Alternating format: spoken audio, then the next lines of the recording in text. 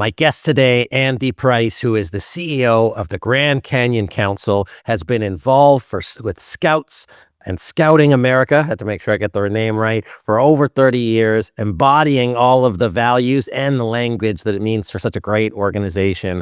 Andy, I'm excited to chat with you on today's episode of the Strategy and Leadership Podcast. Thanks for joining us. Yeah, thanks for having me. I'm looking forward to the conversation.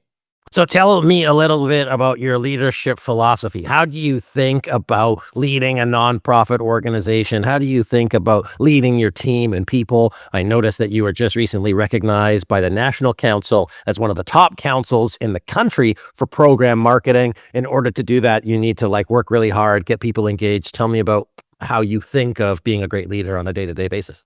Wow, let's just go right for the jugular, right? That's the big duty question right from the beginning. I think that it's easy to be engaged when you're passionate about something. And so most of us are passionate about something. As it turns out, I was a scout growing up. I'm an Eagle Scout. Scouting and baseball were my two things as a kid. My dad was a Navy sailor, and so every time we moved, plugged right into a local scout troop and instant friends. And so that was sort of my background. And early in the career, got into banking, wasn't the right fit. Thought, gosh, what am I going to do? And very young, I talked to my mother. I said, I'm going to quit, get an MBA and get a real job. She says, you know what? You need to go work for the Boy Scouts for a year or two. You loved it as a kid. You need something to do.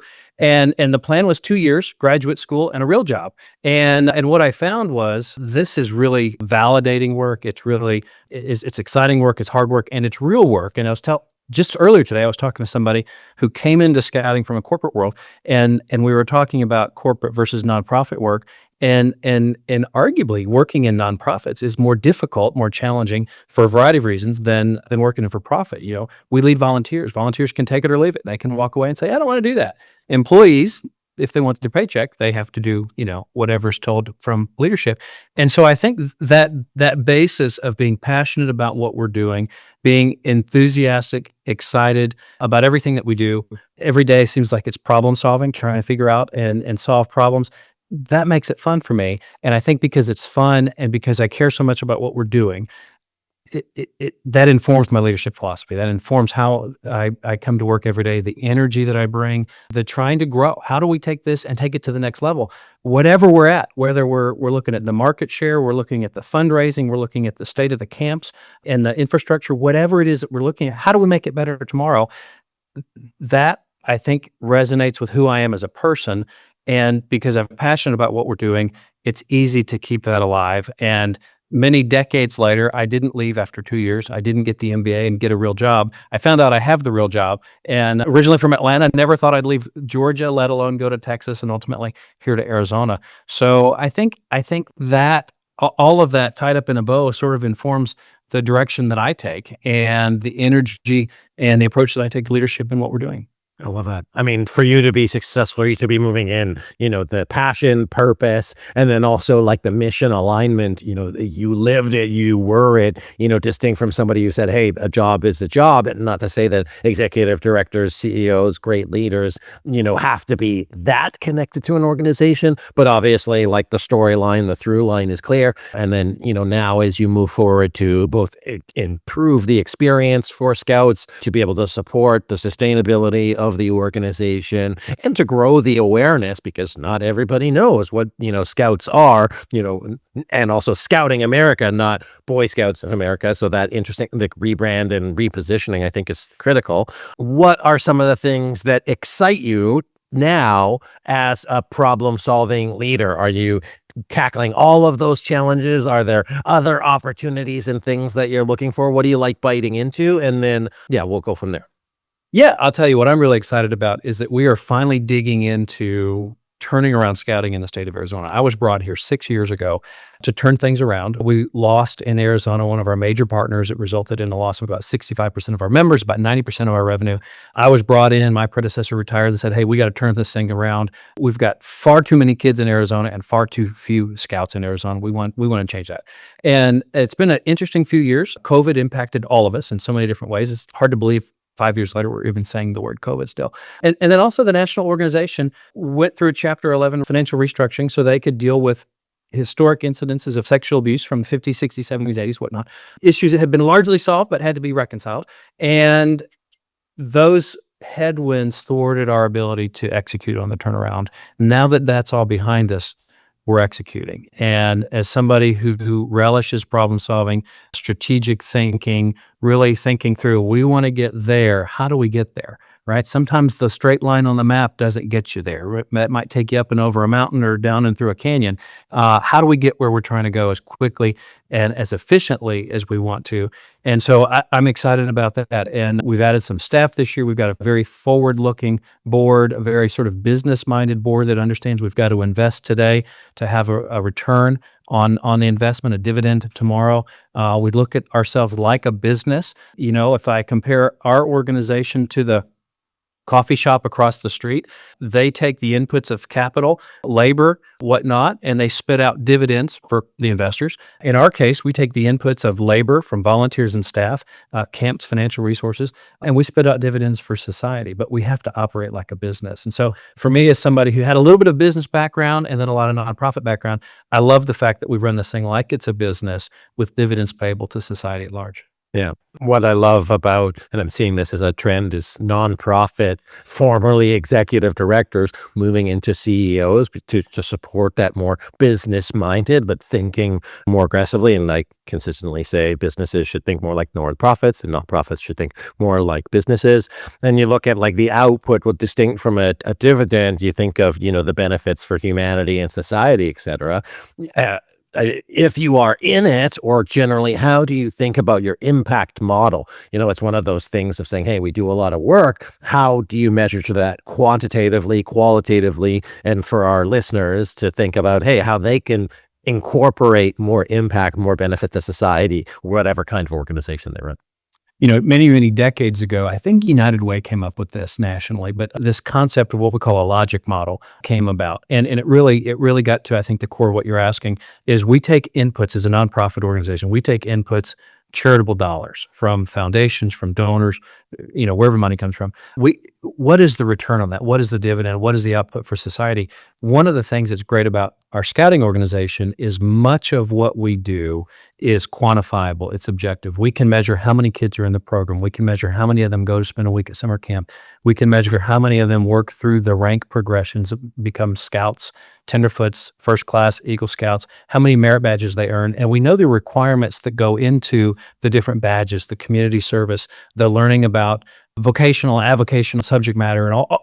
We can measure all of that, but at a certain point, there has to be a leap. When we review, for example, we have several merit badges that are citizenship related, citizenship in the community, in the nation, in the world, whatnot. And if any reasonable person, I think, reads these requirements and they think to themselves, well, if a 14-year-old kid, boy or girl, we have both boys and girls in our scouting programs, they do these things, they learn this material, they're going to be better prepared to be participating members of the society in which they live, the local town, community, county, state, government, world, whatever. So there's a leap of faith at a certain point in that.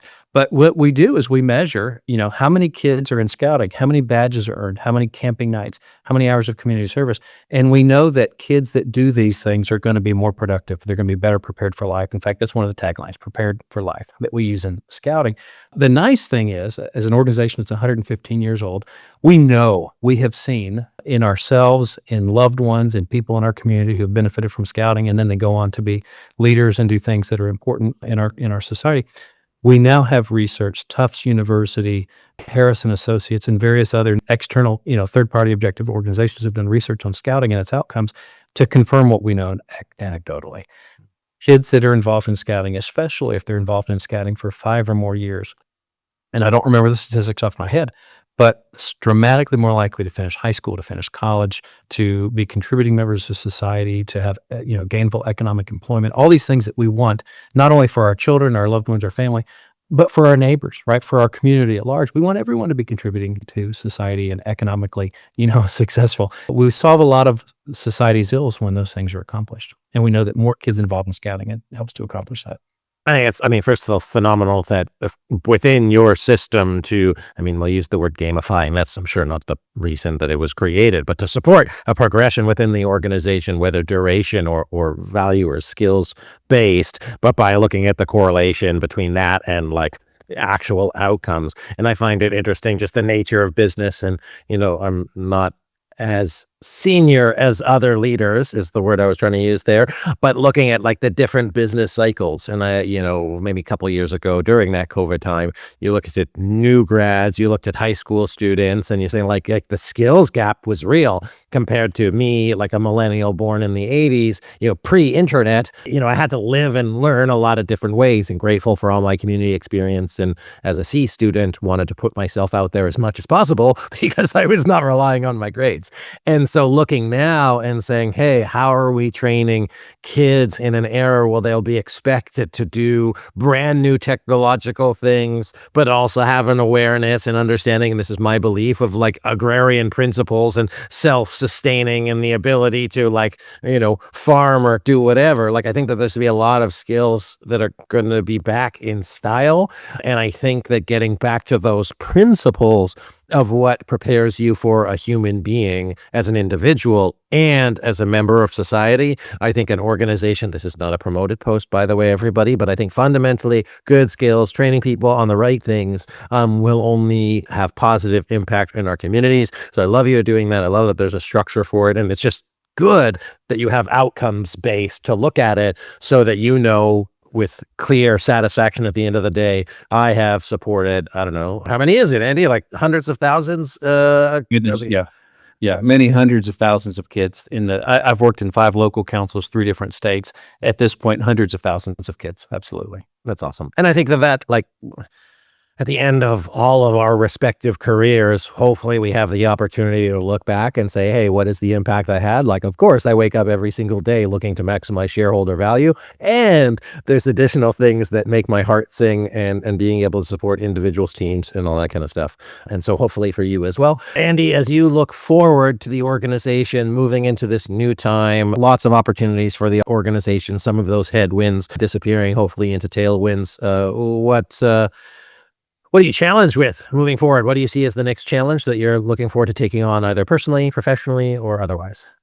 I would say for us, the biggest challenge right now, and what I'm really excited about, is executing on our business plan. Our board approved a 5-year business plan late last fall. We recognized, we kind of took a look back at the sort of my first 5 years here, and we said, you know what? We have stabilized scouting. We have saved scouting. We had existential crises that we had to work ourselves through, and we stabilized. But we weren't on track to start growing and taking the organization where we really want to go. And we look at that through the lens of both missionary or moral imperative. We've got the moral imperative to make sure every kid is invited and knows that they're invited to participate in scouting. And then the business imperative. There are overhead expenses to running a scout council. We've got a staff, we've got camps that we have to maintain. And it's a little easier to do that with more kids in the program, more revenue through the door to support those expenses. And so we have both economic and moral imperatives to grow. Board approved a new 5-year plan like last fall that included in adding some staff. We've restructured some staff. We're about to add a new chief development officer. His project of this week is working through some resumes and review of candidates and executing on that and changing our trajectory, which has been growth, but slow growth, to really ramping it up. We want to grow 15% a year all out, right? And if we do that, we'll achieve in the next 10 or 20 years, 60,000 kids, going from the 6 or so thousand kids that we have today. And we're excited about that. I'm excited about that. Every day I get up, jump out of bed and think, all right, what's next? What do we get to do today? And, you mentioned alignment, economic alignment, and perhaps validation or moral, right? Egotistical. That's not, I think, exactly the right word. But, I've got a tremendous alignment. When I'm successful in my professional work, I get the validation. I get the man, more kids are involved in scouting and we're doing it more sustainably. It's perfect alignment. Yeah, I love it. Where can they find out more about Scouting America? Where can they connect with you? And where can they enroll their kids if they're in the Arizona Grand Canyon Council neighborhood? Yeah. So nationally, scouting.org will get you in the ballpark of every local scouting council. We're a little bit of a franchise type organization. Scouting America is a national organization based in Texas. They partner with local councils is the word we use. I lead the Grand Canyon Council. We also like to brand ourselves as Scouting Arizona. You can go to scoutingaz.org to learn more about scouting here in our council and in Arizona, scouting.org across the country and really around the world. We have American Scouts all around the world, not just here in the U.S. And then there's one other website, beascout.org, is where any parent or potential scout could go to find out about a pack or troop local scouting program in their local community. And if there's not one near enough, reach out and give us a call. We'd love to start a new Cub Scout pack or scout troop. Excellent. Thank you, Andy. I appreciate it a lot. Anthony, good to meet you.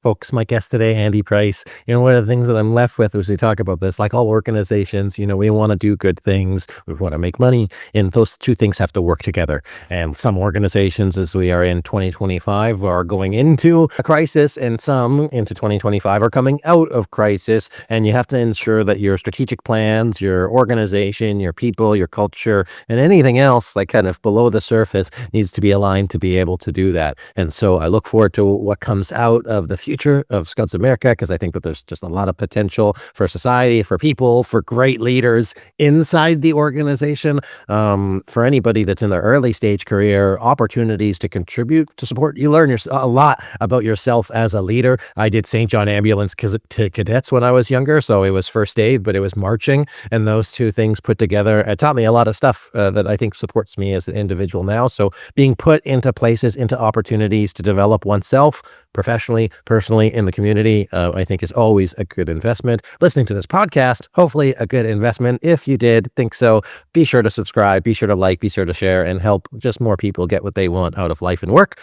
My guest today, Andy Price. My name is Anthony Taylor. I appreciate you for watching, listening, being here. See you next time.